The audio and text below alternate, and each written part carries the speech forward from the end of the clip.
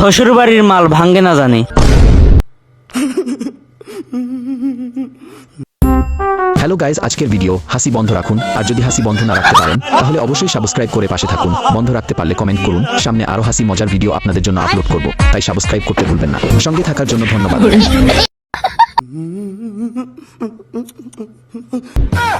শোন, হাত দিয়ে ধরে নামাতে কিন্তু ভাঙ্গে যায়, তাই হিন থেকে গড়া দিমো, একাই চলে যাব।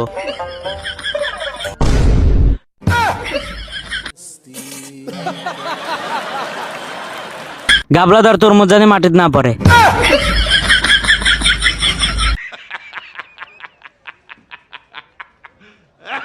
তোকের বাড়িতে স্পিড কিনে আনছে।